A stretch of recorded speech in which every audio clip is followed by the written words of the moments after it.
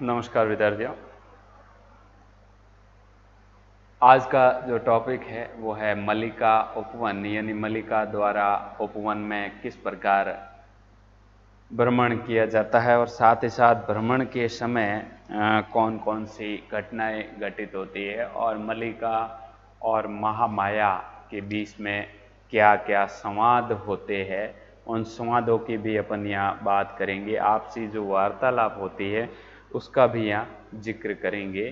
साथ ही साथ उस वार्तालाप के अंदर कौशल प्रदेश, जिसके बारे में अपन पहले भी अध्ययन कर चुके हैं, उसकी भी बात की गई है कि स्थान विशेष जिस पर मल्लिका उपवन में भ्रमण करती है उस स्थान विशेष का नाम है कौशल। और साथ ही साथ में प्रलोभन शब्द जिसका अर्थ लालच है, और सरोवर, अस्त्रवेद, महामाया जो शैलेंद्र को एक डाकू समझती थी, और इस प्रकार के रथ, बाण विद्या, सरोवर, अस्त्रवेद, राजपद, महिषी बनना, प्रलोभन, राजभक्त बनना, ये इस अध्याय के अंदर मुख्य रूप से कठिन शब्दार्थ के तौर पर प्रयोग किए गए हैं।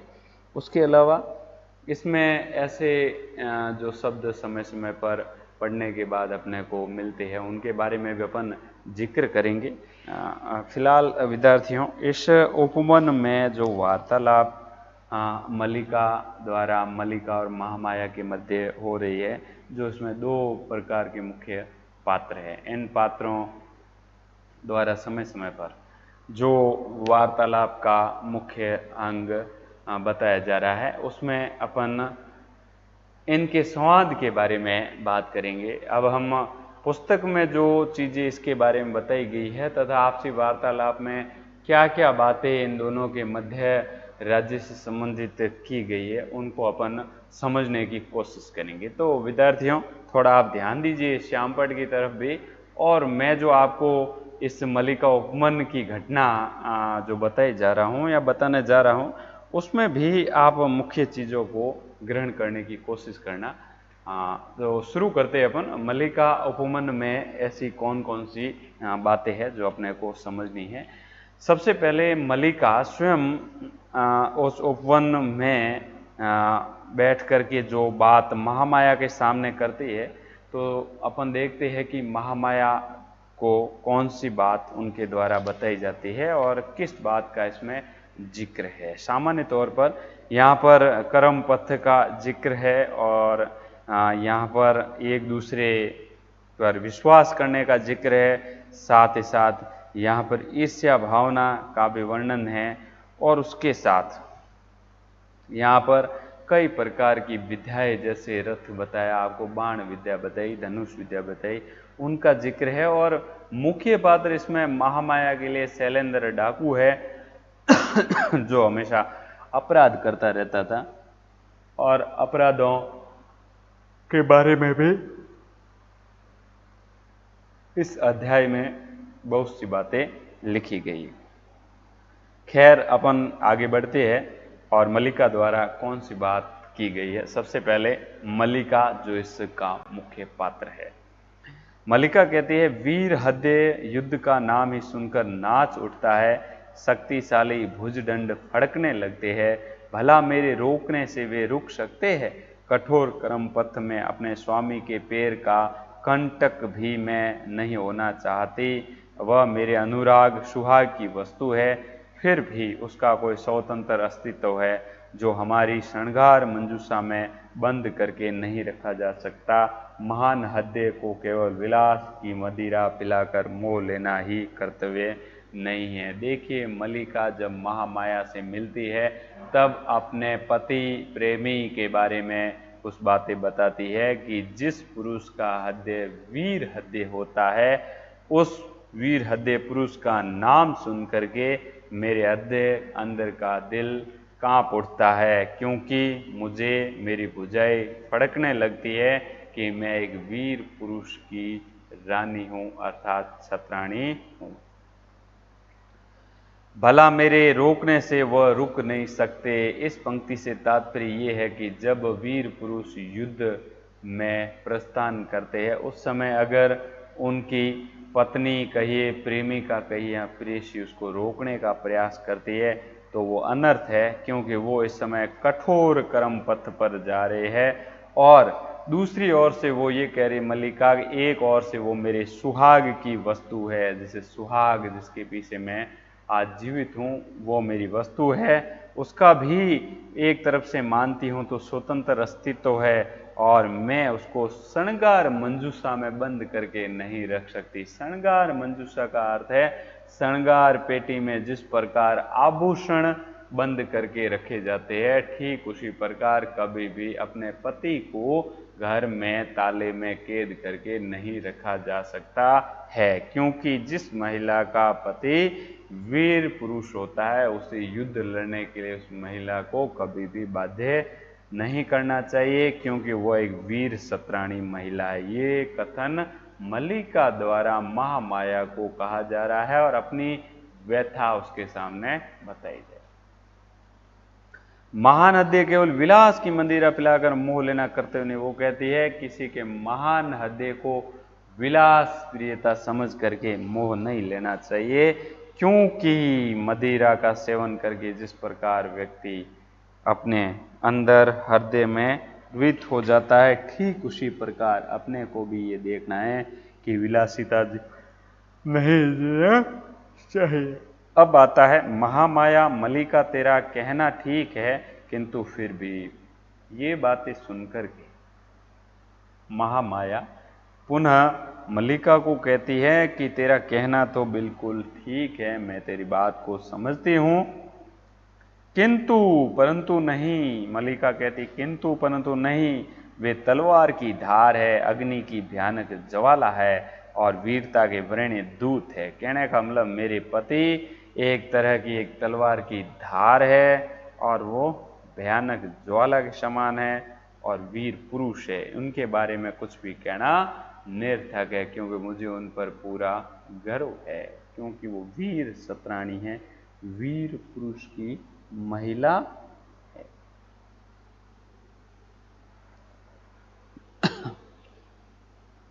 उसके बाद आगे कहा जाता, मुझे विश्वास है कि सम्मुख युद्ध में चक्र भी उनके प्रचंड आघातों को रोकने में असमर्थ है। रानी, एक दिन मैंने कहा कि मैं पावा के अमृतसर का जल पीकर स्वस्थ होना चाहती हूँ, पर वह सरोवर 500 प्रधाल मलों से सदैव रक्षित रहता है, दूसरी जाति का कोई भी उसमें जल नहीं पीने पाता है। उसी दिन स्वामी ने कहा, तभी तो मैं तुम्हें वह जल अच्छी तरह से पिला सकूंगा। देखिए, एक बार मल्लिका और अपने स्वामी के मध्य बात हुई कि मुझे अमृतसर के एक तालाब पर जाकर के जल पीना है जिससे मेरा स्वास्थ्य ठीक हो जाए। यह बात सुनने के बाद उन्होंने ये कहा कि उस जल कुंड के चारों ओर कम से कम 500 पहरेदार लगे हुए हैं और वहां जाना और दूसरी जाति के लोगों को जल पीना मुश्किल है। इसीलिए ऐसी स्थिति में क्या होगा? तब स्वामी ने कहा, तभी तो मैं तुम्हें जल पिला सकूंगा, यानी उससे विश्वास है कि मैं तुझे उस तालाब का जल अवश्य ही पिलाऊंगा। कहने का मतलब मल्लिका के पति बहुत ही सहनशील और विनम्र, साहसी, पराक्रमी व्यक्ति थे।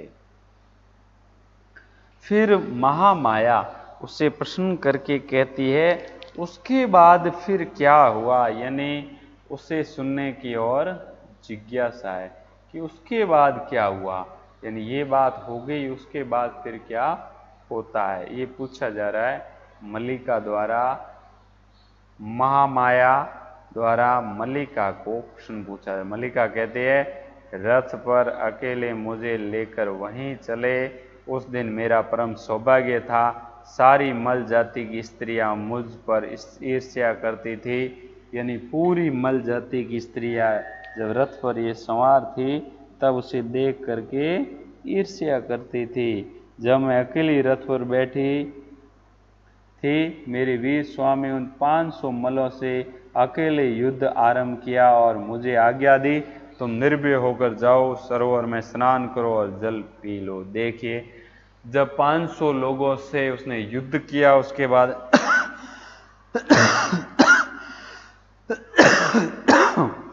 जल पिया, तब उन्होंने कहा कि दूसरी महिलाएं ने देखती रही, देखते देखते उसने उस तालाब का जल भी पिया और वहां जाके स्नान करने का आनंद लिया।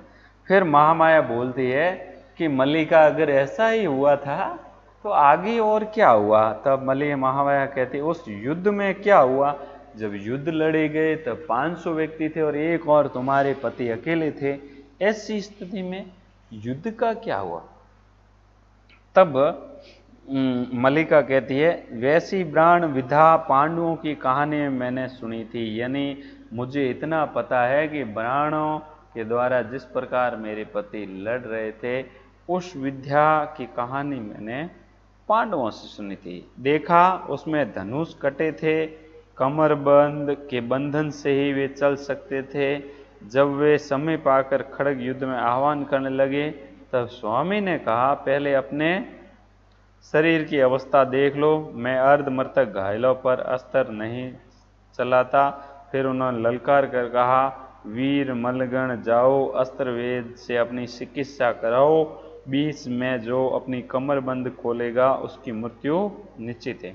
मल महिलाओं की ईर्ष्या और उस सरोवर का जल स्वेच्छा से पान कर मैं कौशल लौट आई। यानी जैसे ही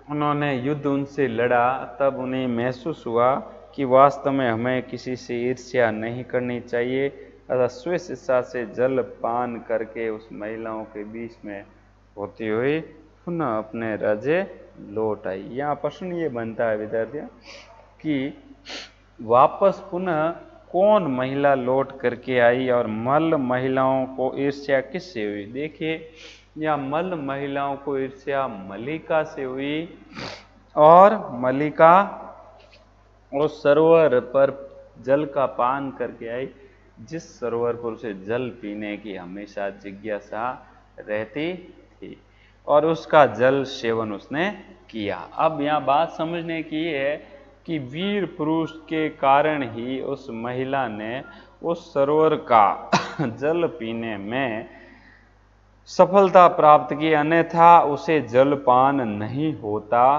था।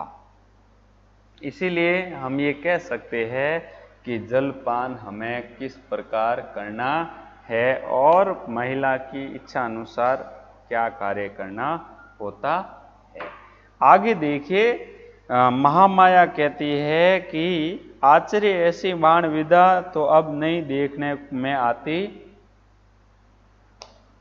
ऐसी वीरता तो विश्वास करने की बात है। फिर भी मल्लिका राज शक्ति का प्रलोभन, उनका आदर अच्छा नहीं है, विष का लड्डू है, गंधर्व नगर का प्रकाश है, कब क्या परिणाम होगा निश्चय नहीं है। इस वीरता से महाराजा को आंतक हो गया। यद्यपि मैं इस समय निरादत हूँ फिर भी मुझसे उनकी बातें छिपी नहीं है। मल्लिका मैं तुमसे बहुत प्यार करती हूँ इसीलिए कहती हूँ। देखिए मल्लिका से महामाया बहुत प्यार करती है। वो कहती है ये राज शक्ति का प्रलोभन है, राज शक्ति का लालच है, इस लालच में आकर के तुम्हारे पति ऐसी विद्या का प्रयोग करते हैं, वास्तव में ऐसा नहीं करना चाहिए। मल्लिका कहती है क्या कहना चाहती हो रानी? हे रानी तुम क्या कहना चाहती हो, मुझे कुछ समझ में नहीं आ रहा है। तब महामाया कहती है गुप्त आज्ञा पत्र शैलेंद्र डाकू के नाम से जा चुका है, यदि तुम बंधुल का वध कर सकोगे तो तुम्हारे पिछले सब अपराध क्षमा कर दिए जाएंगे और तुम उसके स्थान पर सेनापति बनाए जाओगे। देखिए महामाया कहती है कि राजा द्वारा प्रलोभन देकर के एक बात कही गई है कि बंधुल को ये कहा गया है कि तुम अगर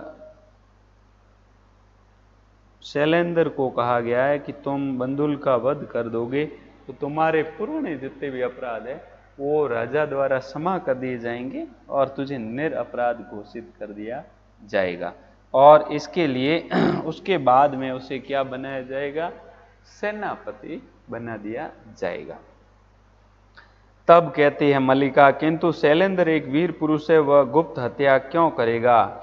यदि वह प्रकट रूप से युद्ध करेगा तो मुझे निश्चय कौशल के सेनापति उसे अवश्य बंदी बनाएंगे। यानी कहने का मतलब शैलेंद्र की बात की जा रही है। मल्लिका कहती है शैलेंद्र एक वीर पुरुष है, वह छिप कर के कभी प्रहार नहीं करते। अगर वो छिप कर के प्रहार कर भी लेते हैं तो कौशल के सेनापति उसे बंदी बना लेंगे।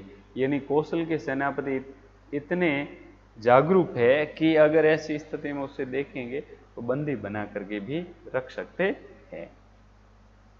तब महामाया कहती है, किंतु मैं जानती हूं कि वह ऐसा करेगा, क्योंकि प्रलोभन बुरी वस्तु है। क्योंकि वो कहता है मुझे पता है कि ये ऐसा काम कर सकती है, क्योंकि उसे प्रलोभन दिया गया। यहाँ देखिए विद्यार्थी शब्द आया प्रलोभन। प्रलोभन का अर्थ होता है लालच। क्यों? लालच दिया गया है। लालच के कारण कोई भी व्यक्ति उसके बहकावे में आ सकता है। लालच किस बात का दिया गया है? शैलेंद्र को लालच दिया गया है सेनापति बनाने का। किस स्थान का? कौशल प्रदेश का। अब मल्लिका कहती है मल्लिका द्वारा कहा जा रहा है, रानी बस करो, मैं प्राणनाथ को अपने कर्तव्य से सुच्युत नहीं करा सकती, उनसे लौट आने का अनुरोध नहीं कर सकती। सेनापति का राजभक्त कुटुंब कभी विद्रोह नहीं होगा। राजा की आज्ञा से वह प्राण दे देना अपना धर्म समझेगा, जब तक कि स्वयं राजा राष्ट्र का द्रोही न प्रमाणित हो जाए। यानी कहने का मतलब रानी महामाया अब तुम बस करो, वह कर्तव्य से च्युत नहीं होगा, यानी अपना कर्तव्य पालन जरूर करेगा, राजा की आज्ञा का पालन जरूर करेगा। इस कारण से वो प्राण भी दे देगा तो भी वो अपना प्राण देना धर्म समझेगा, और धर्म जब तक राजा की आज्ञा का पालन करता है तब तक उसे कोई राष्ट्र का द्रोही प्रमाणित भी नहीं कर सकता है। अब बात आती है आगे महामाया की। देखिए विद्यार्थियों, महामाया पुनः पलट कर क्या जवाब देती है। महामाया कहती है, क्या कहूँ मल्लिका, मुझे दया आती है और तुमसे स्नेह भी है, क्योंकि तुम्हें पुत्र वधू बनाने की बड़ी इच्छा थी, किंतु घमंडी कौशल नरेश ने उसे अस्वीकार किया। मुझे बड़ा दुख है, इसलिए तुम्हें सचेत करने आई हूँ। क्योंकि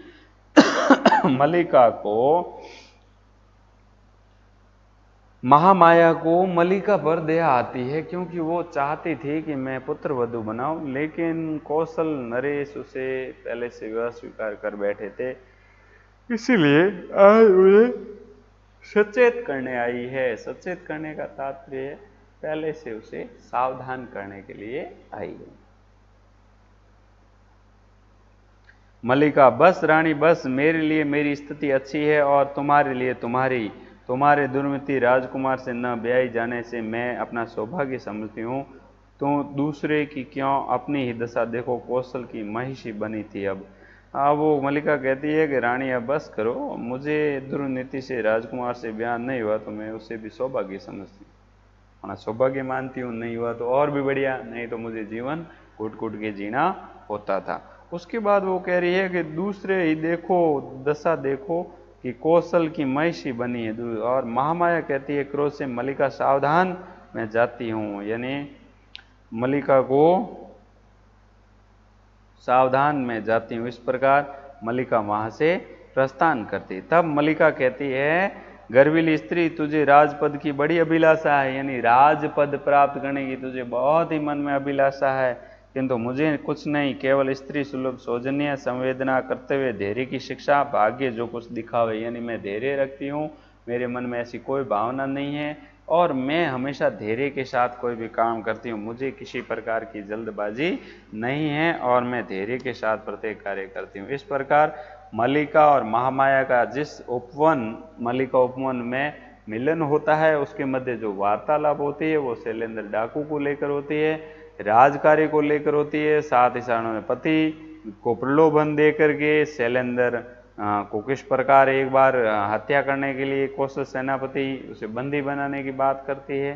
साथ ही साथ उससे मल्लिका के मध्य वार्तालाप होती है, उसकी बात करती है, तथा मल्लिका अपने आप के पुरुष को बहुत ही युद्ध पुरुष, वीर पुरुष समझती है, उसे विश्वास होता है। और इस छोटी से अध्याय में एक बात और बताई गई है कि उसे एक बार अमृतसर में जल पीने से उसका स्वास्थ्य ठीक होता है, तो सरोवर पर 500 मल्ल यानी 500 रक्षक खड़े थे, उन्हें परास्त करके उसने जल पिलाया, जिससे उसकी तृप्ति हुई। ये भी एक बात इसमें रहस्यमय है। अब विद्यार्थियों, आपको देखना ये है कि इस चैप्टर के अंदर, इस भाग के अंदर जो चीज़ें आपने पढ़ी है उनमें से महत्वपूर्ण बातों को एक बार दोहराएंगे। और जो ये शब्द आए हुए हैं रथ, जो रथ एक पुराने समय में युद्ध में चलाया जाने वाला, घोड़े के पीछे बांधने वाला एक विशेष प्रकार का रथ होता था। बाण विद्या उसे कहते हैं, जो बाण चलाने की जिसके बाद विद्या होती है। सरोवर, तालाब को कहते हैं। अस्त्र वेद, जो अस्त्र शस्त्र का जानकार होता है। महामाया या महिला का नाम है मल्लिका की सहेली, साथ में वो राजरानी थी। शैलेंद्र एक डाकू का नाम है। कौशल एक प्रदेश का नाम है। प्रलोभन का अर्थ आप समझते हो। लालच को कहते हैं राजभक्त, राजा का भक्त होता है। और राजपद राजा द्वारा दिया गया पद, यह राज्य का पद। महिषी बनना या विशेष महिला, प्रिय राज दरबार की महिला बनना। ये था आपके मल्लिका उपवन का अध्याय। नमस्कार।